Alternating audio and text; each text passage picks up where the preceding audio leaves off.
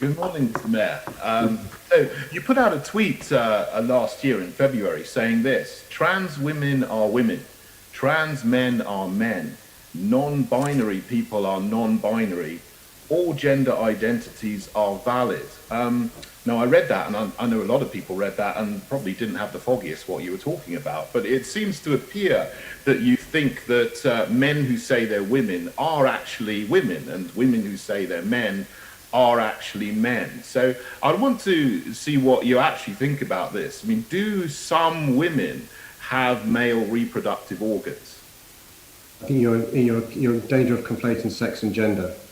And I think in relation to gender, I think people should be able to define themselves. And I said it knowing full well that 1 out of 4 trans teenagers try and kill themselves. The group of Londoners, people across our country who should be supported rather than ridiculed as you're seeking to do. Well, I'm not. I'm just simply trying to find out your opinions. But you've dodged the question. You haven't answered the question. Do some women, Mr. Mayor, have male reproductive organs?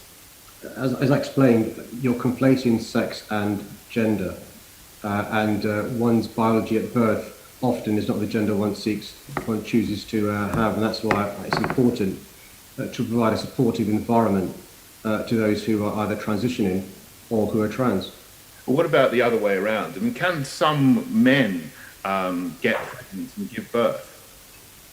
Well, I think what you're in danger of doing is to try and incite hatred against a group of people that I care passionately about. As far as I'm concerned, trans rights are human rights. And I proudly stand against any abuse directed towards trans people and the wider LGBTQ plus community. It may seem fun to you and a good way of playing to a certain audience. I'm not going to have it. Well, Mr. Mayor, I'm simply asking you a question to find out what you think, and you simply haven't answered my question. But if I said to you, Mr. Mayor, I'm a woman, would you recognise that I'm a woman? If you decided to call yourself a woman, David, and wanted to transition into a woman, I'd help in any way I could.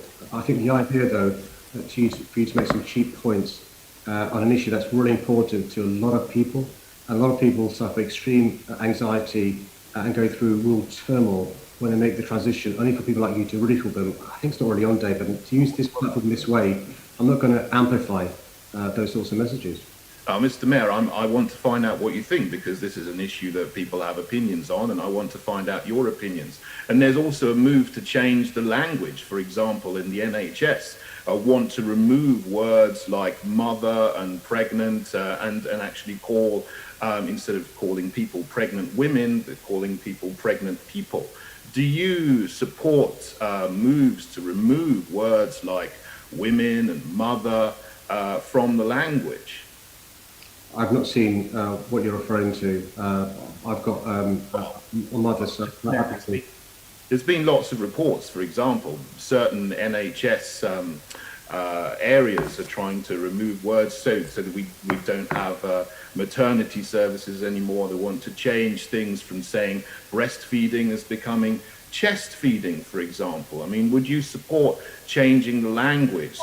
Chair, can I raise sorry, Chair, I'm being interrupted in this. I believe it is improper, and member has a right to standing orders, section 2.10b, part 2. No, you have a right to intervene. Please go ahead, Assembly Member.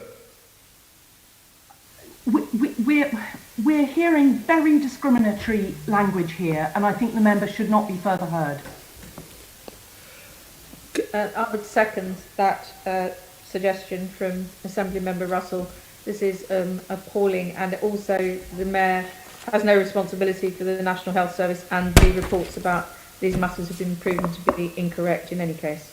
I mean, this is just, completely inappropriate for this Assembly to be listening. Assembly Member Curtin, I do believe that if not actually, you're verging on very, very offensive comments which are not acceptable, and therefore can you please move on, and if you have any other issue, any item of question, please ask that to the Mayor. Mr. Chairman, I'm simply asking questions about things that are happening in London and things that the Mayor has tweeted about and things that he has an opinion about. So I think everybody should be allowed to ask questions of the mayor and see what he thinks.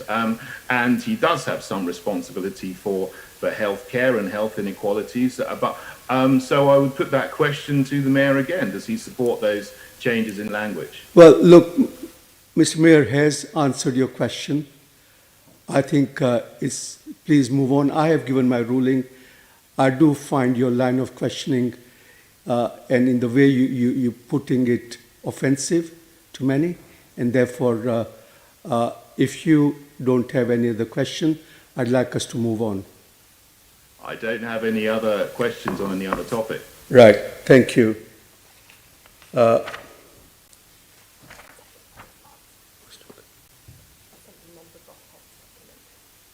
this.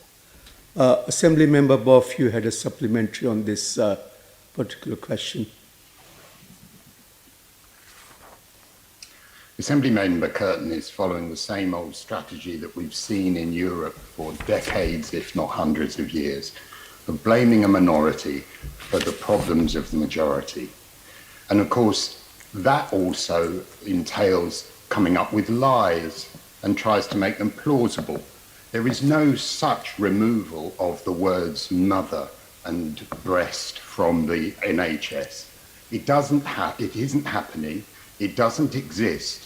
And as he well knows, what the NHS is doing is trying to use language, inclusive language, for people in particular circumstances. There is no rewriting of the language. Mothers will be mothers, fathers will be fathers. I am, that's it. He's basing it all on lies. And what is the truth? The undeniable truth. And I hope this assembly can speak as one. Well, obviously not as one, because the one person has gone AWOL.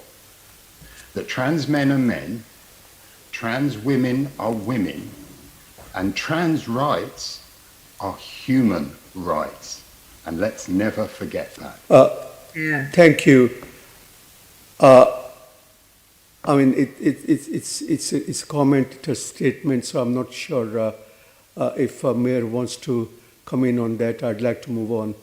Chair, I think Senator Boff was asking me a question, and in response to what he said, can I say how proud I am to associate myself completely with what Andrew Boff has said, what Caroline Russell has said, and what Ione Cooper has said. I think you've heard this morning, Chair, cross-party support from the Conservatives, from Labour, and from Greens. Now, some will try to portray this as council culture. This is not council culture. What's happened is a combination of Conservatives, Labour and Greens have sought to educate the ignorance that is spewing from that member's mouth.